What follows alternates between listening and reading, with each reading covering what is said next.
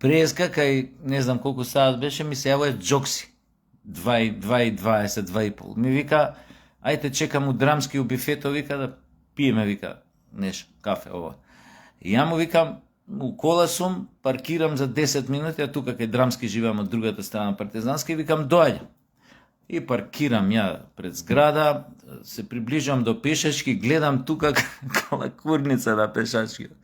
4-5 коли, една вака застаната на семафори, друга првава вака, третава позади, не знам што, и за малце избегнале верижен судир. И црвена.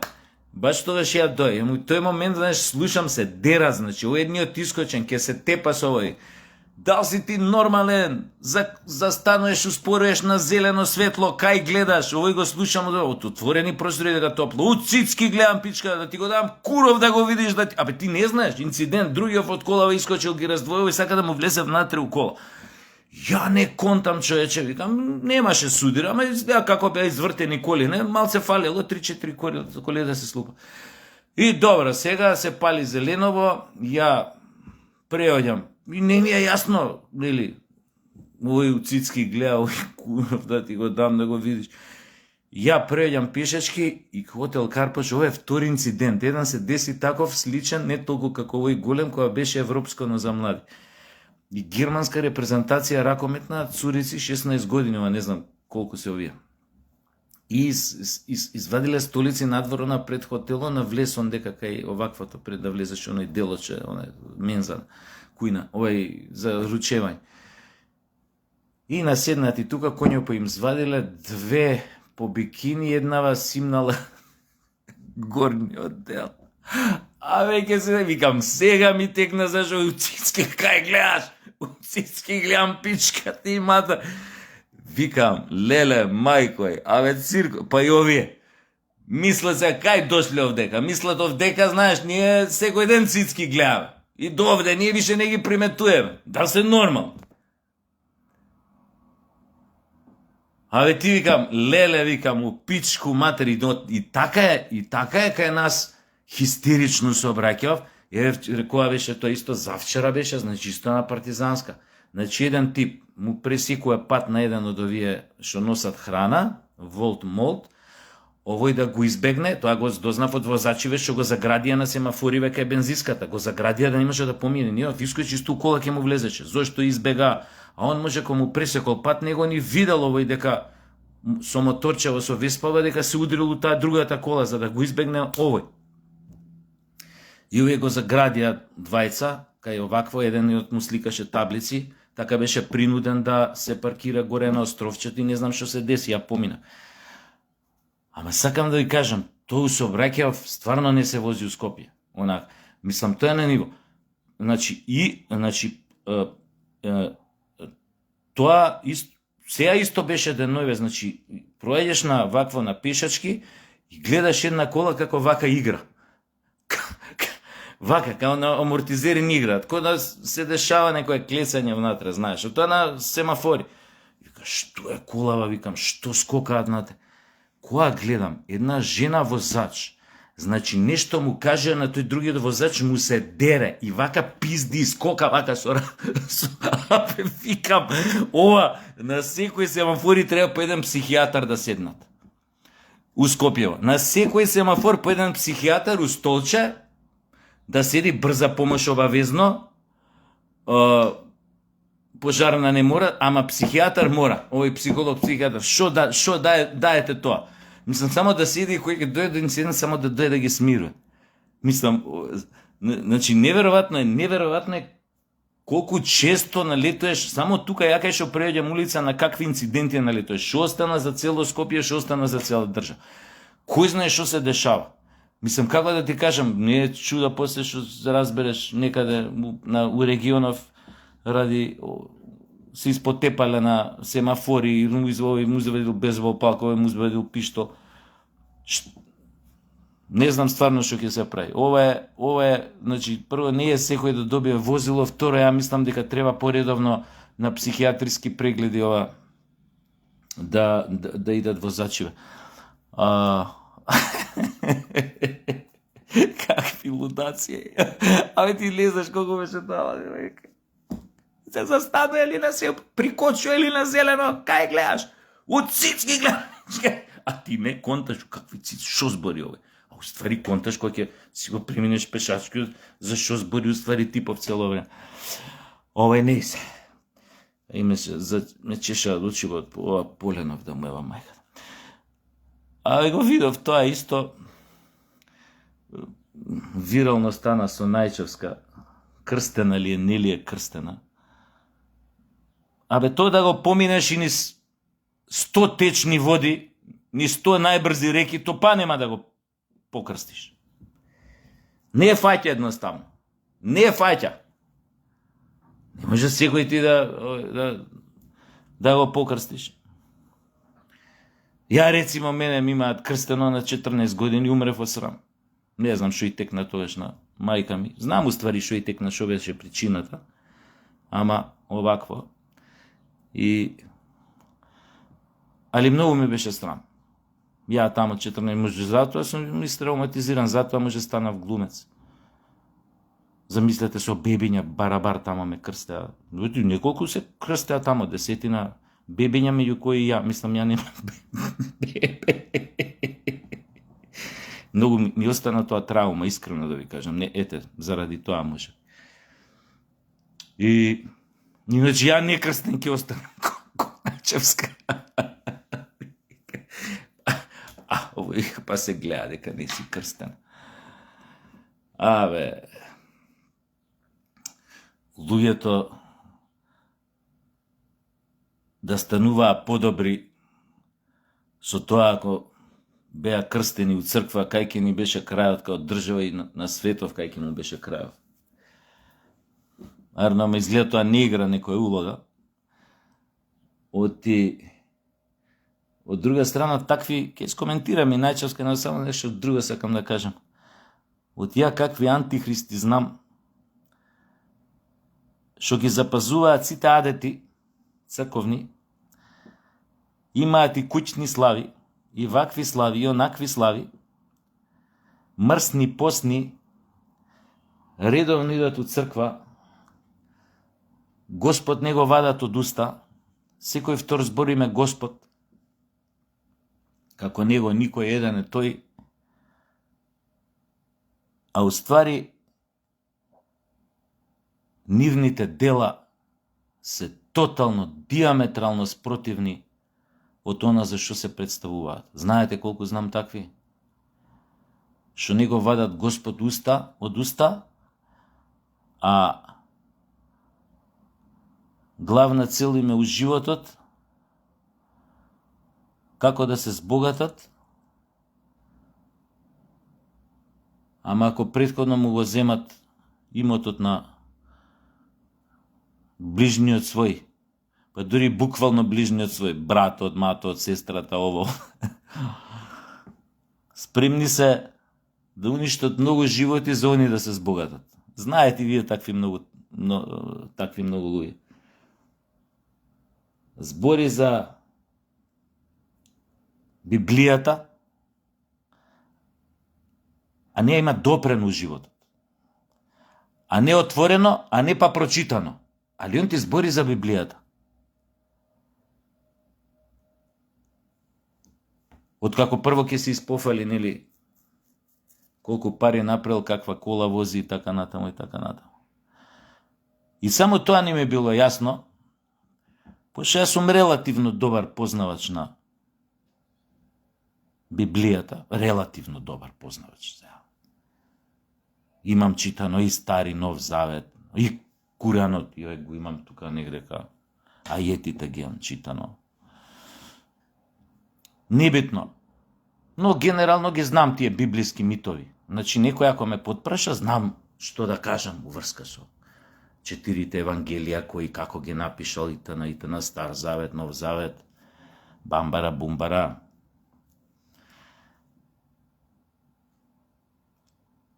Али тоа не сум можел да го разберам, зошто им е толку пуна устата со Господ, а нивните дела се тотално спротивни на учењето на Христос, да кажам. Тоа не сум можел да го разберам. Или барем чути, бе, брат, зашто имаат потреба да се представуваат дека се побожни, не знам, дека се религиозни. Кога еден од најсликовитите, најживописните слики во Новиот Завет е кога Христос ги растура овие тезгите, трговците пред црквата.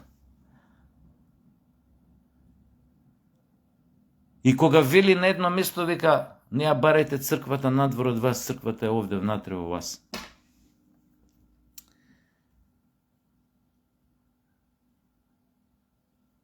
А да не правам да седнеш со некоја таква ортодоксна будала, не ортодоксен верник, ортодоксна будала, викам да навредам никого, викам дека е будала по сите салтанати, кога ќе кажам ортодоксна, а не мислам на неговата вера. Кога ќе прашаш на некој символ, врска нема да ти каже. Еве, христијански символ. Да му кажеш кој е значењето на крстот. Или кој е, поима немам. Што е мисијата на Христос?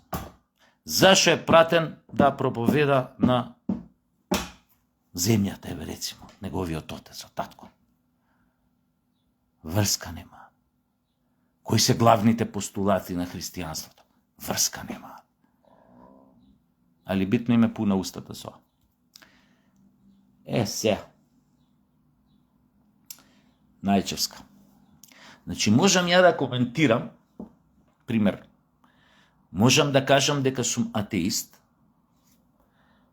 и да коментирам некои негативни феномени во рамките на црквата како институција, а сепак тоа кај вас, кај јавноста, да не предизвика пизма, револт, ако тоа го правам, како да ви кажам, на ненаметлив начин, добронамерно, со аргументи. И тогаш верувам дека никој, ниету еден верник, ако го правам тоа што вика Христос скромно, богоугодно, ако вистина имам добра намера, да кажам што е тоа што нечи. Верувам дека у таква една ситуација, дури да е најголемиот атеист да го кажува тоа, никого нема да навреди. Напротив, сите ќе сватат за што зборува и што сака да каже со тоа што го зборува. Но, кога ти имаш априори омраза во себе, кон одредена работа, и ја коментираш од позиција на таа омраза, не од позиција на разумно аргументирање, што мене не ми се допаѓа, туку од позиција на таа пизма, каде што таа пизма малку поише надвладува во твојот коментар, во твојата критика и дава тон на твојата критика кон одредена работа што не ја поднесуваш, тогаш тоа излегува во многу негативна форма како изјава и затоа многу може да се најдат тука навредени, како што беше у конкретниот случај. Значи, кај дотичната професорка, таа омраза лична што ја гаи, или не е омраза, тоа е нетрпеливост, многу лесно излегува од неја и многу лесно е препознатлива. А тоа доаѓа од прво од една работа што ароганцијата, што со тоа што она се замислува дека е атеист, мисли дека е попаметно од сите други, поубаво ги гледа работите, подлабоко ги гледа работите, понеоптеретена, поима поголемо, послободумне мислење од останатите, останатите се зауздани, ставени во амови, има тунелски визии.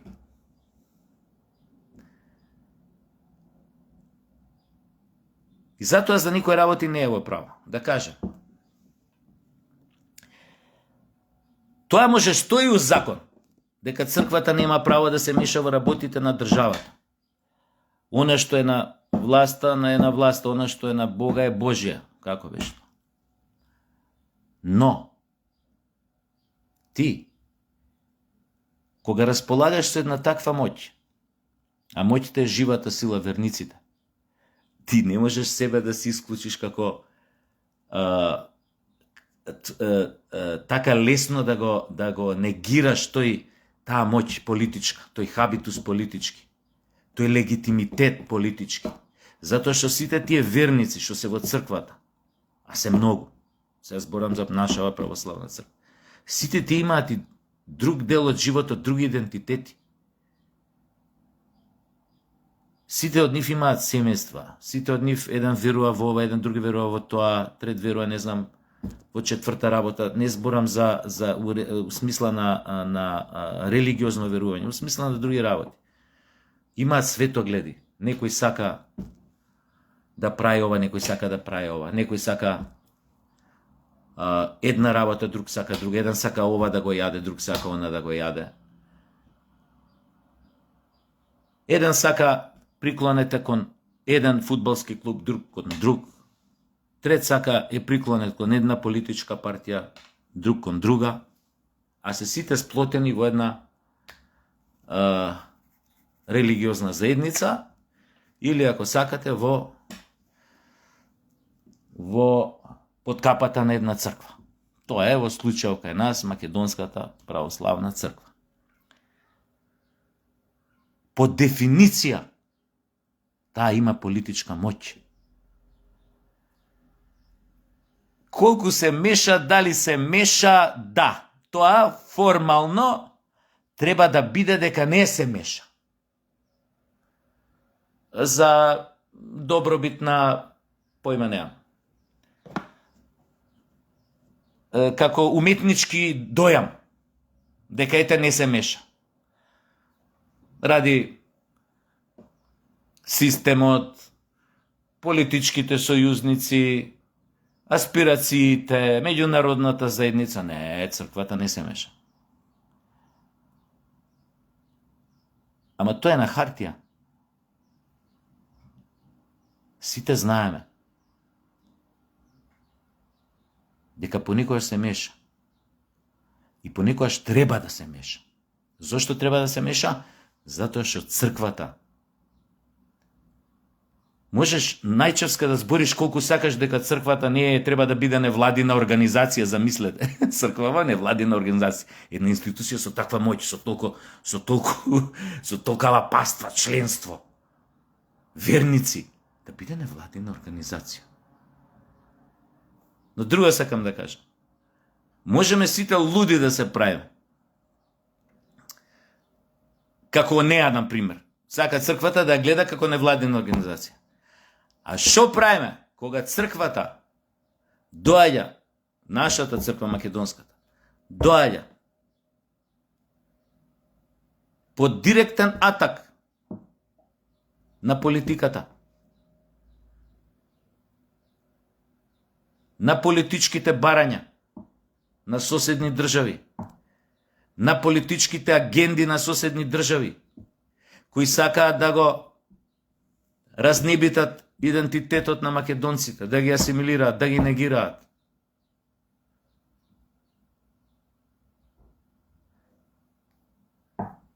Едно време, многу скоро беше тоа време, па и уште мислам дека важи тоа, единствениот темел, столб на кој што се подпираше македонскиот идентитет остана црквата. Ја исто не сум верник. Но ова се факти.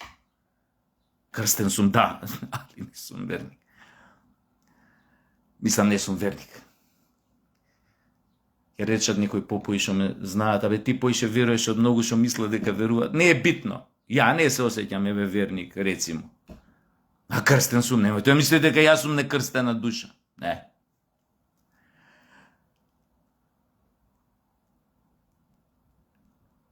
До пред само некоја година, а мислам дека тоа уште важи денес, иако денес имаме голема поддршка од политичката гарнитура на власт, македонскиот и национални интереси имаат поддршка. Добиваат полека втор темел. Но едно време бевме оставени на еден столб, а тоа беше македонската црква.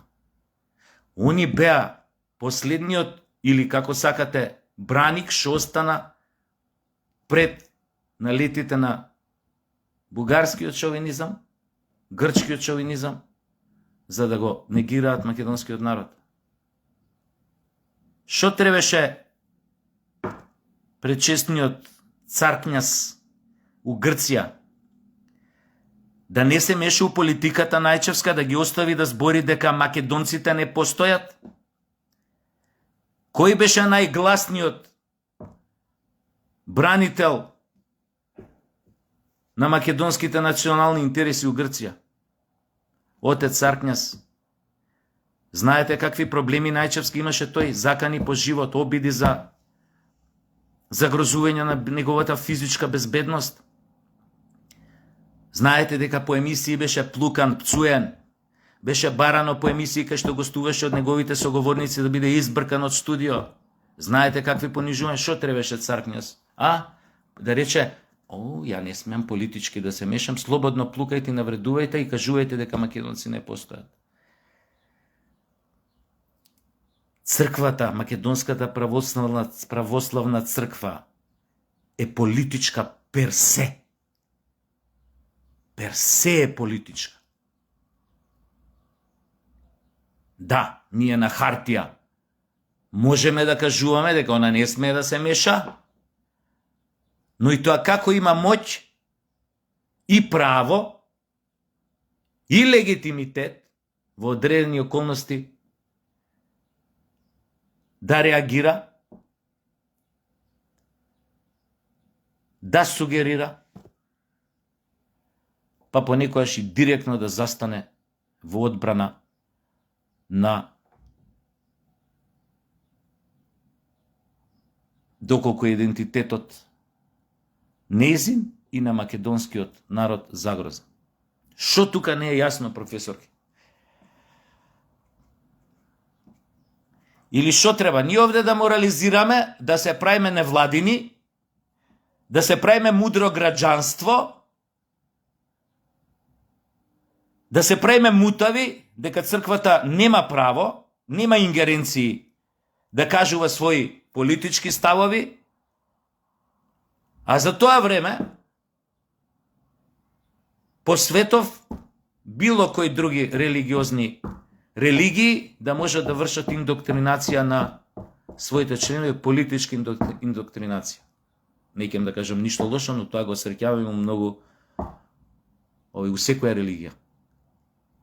У секоја религија црквата има политичка моќ, страотна. Се треба ние мутави да се правиме дека тоа не е така, или ние да се држиме by the book, ако некој напишал црквата не треба да се меша у световните работи, да не се мешаме.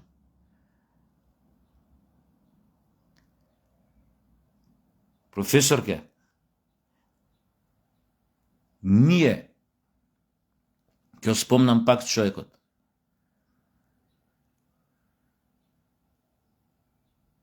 да ја собереме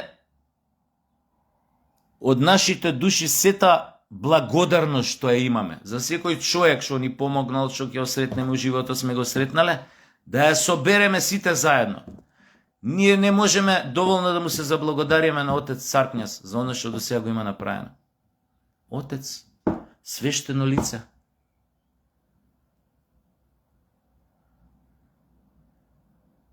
Владика.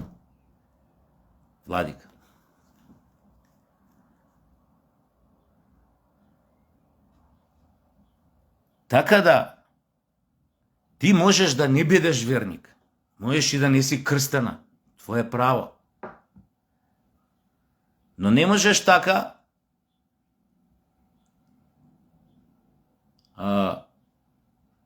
арбитрарно, волунтаристички, или како ти прдне, да минимализираш, да на некој начин да компрометираш,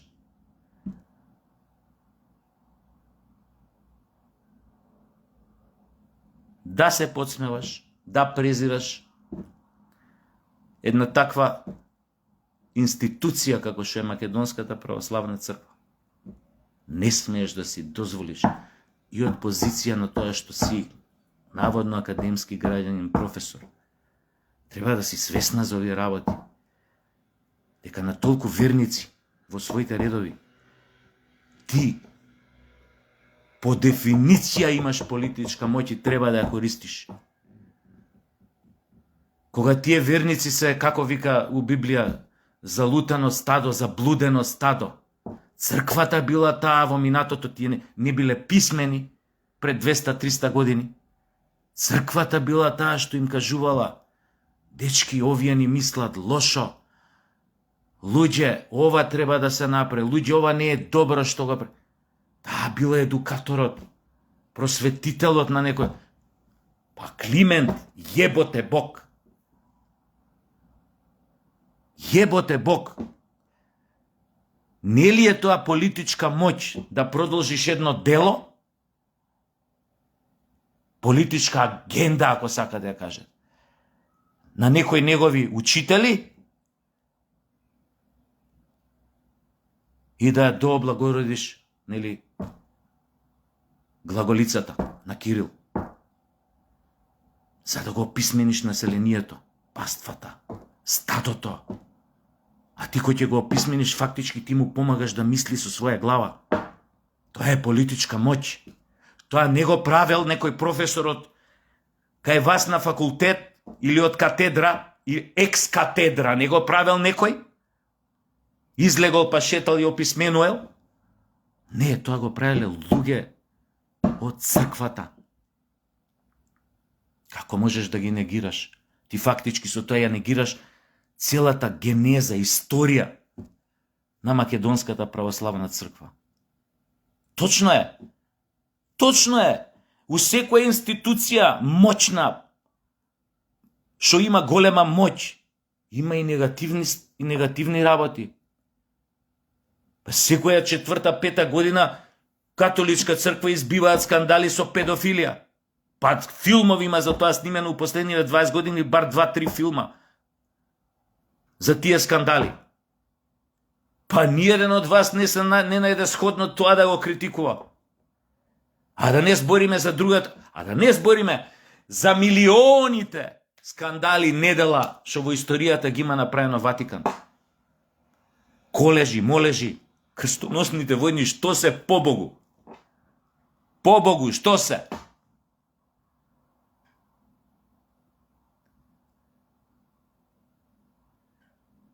Кој го измисли патот на сторците по крајот на Втората светска војна?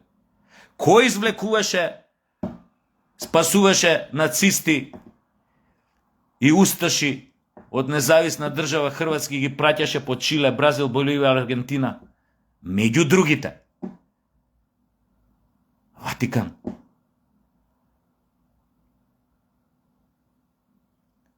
Изборам само по новата историја. Ватикан има огромна политичка моќ. Ти ако негираш политичката моќ на православната македонска црква, тоаш го негираш и Ватикан. Што е Ватикан? Центарот на католицизмот. Тронот на Свети Петар се наоѓа таму. Ој му е заменик.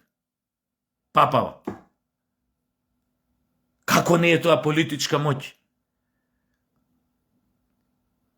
Како може некој да помисли дека дедо Стефан нема политичка моќ? О, има и тоа, каква? Само треба, нели? И духовните овие, што се лидерите на тие големи цркви, знаат како да ја користат. А дека има злоупотреба, у секоја институција со таква огромна моќ има злоупотреби. Дали овој возел джип, купил Владикава, или овој купил, не знам, куќа каде на Халки Дики, овој. Ама не можеш ти ради тие работи да негираш историската функција и улогата и пред 200 години и сега што има Македонската православна црква.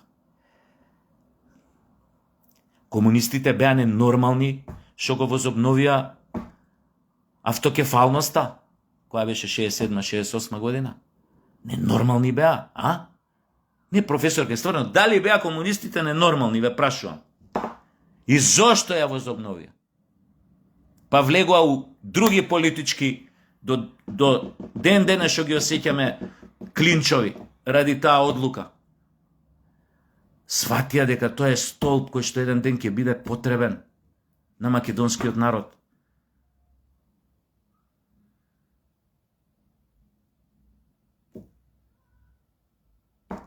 Кој ја направи соборна на црква? А? Кој ја направи? Не ме сваќајте ништо погрешно. Комунистите. Тоа беа исто ние што ги слушаме 30 години, како се негираат на секој може начин. Комунистите палеле цркви. Комунистите убивале попови, правилно. Кој го направи соборниот храм? А?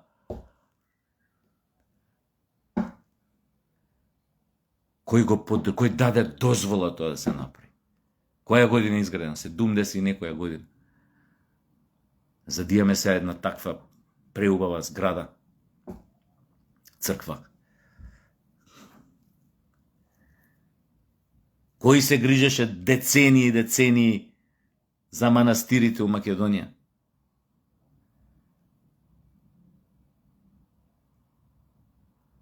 Никој не ги палеше. Уствари, ги пале, ама 2001. Некој ги палеше. Кој, не знам, некој ги палеше. Ама 2001 е тоа, више не беа комунистите тука. Не ми е муабетот за комунизм, ми е муабетот не дека комунистите, не, муабетот ми е друго. Дека знаеле дека таа има политичка моќ, затоа го правеле тоа. Затоа во една временска точка решиле да ја возобнова, да ја кренат.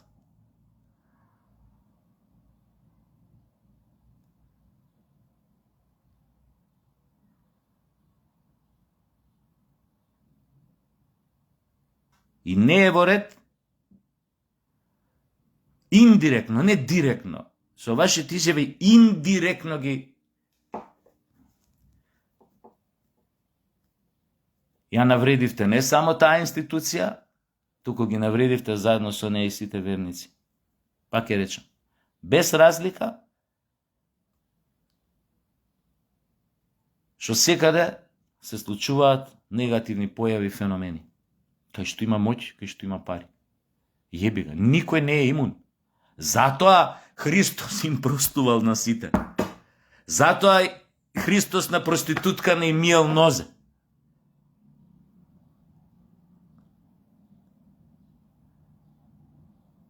Ме разбирате?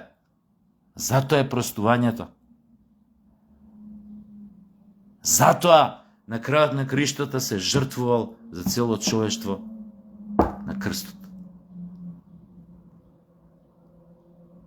Ја презал гревовите на сите врз себе. Каков чин е тоа? Кој е денес толку моќен поединец, индивидуа да може да го преземе гревот на сите врз себе и свесно да отиде да биде распнат на крст? Тоа е тешка смрт. Медицински опишано многу тешка смрт. Да висиш 3 дена на 2 греди попреку врзани, закован со толкави клинови во гредите, во дрвото.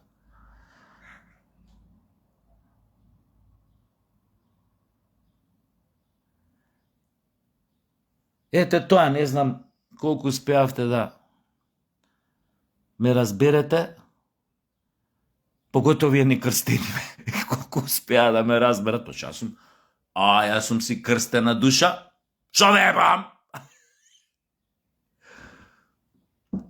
Ама мислам дека генерално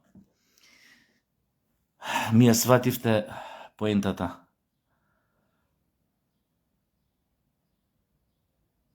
Може би звучи анахроно, може би звучам смешно, може би звучам селјачки, небањато, патриотски, но немојте да ја подценувате улогата на Македонската православна црква, особено не во периодот што ни предстои, во годините кои што се пред нас. Ќе биде голем фактор во многу ситуации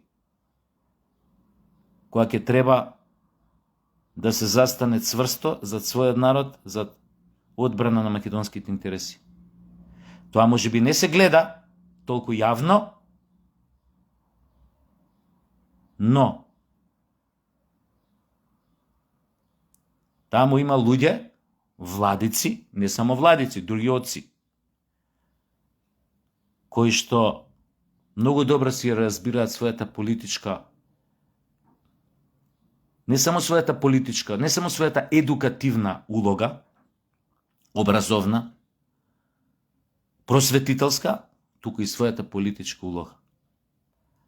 Затоа што знаат колка е опасноста. Затоа треба малце поише да ги почитувате и да го намалите презирот кон нив и кон црквата како институција. Фала многу пријатно.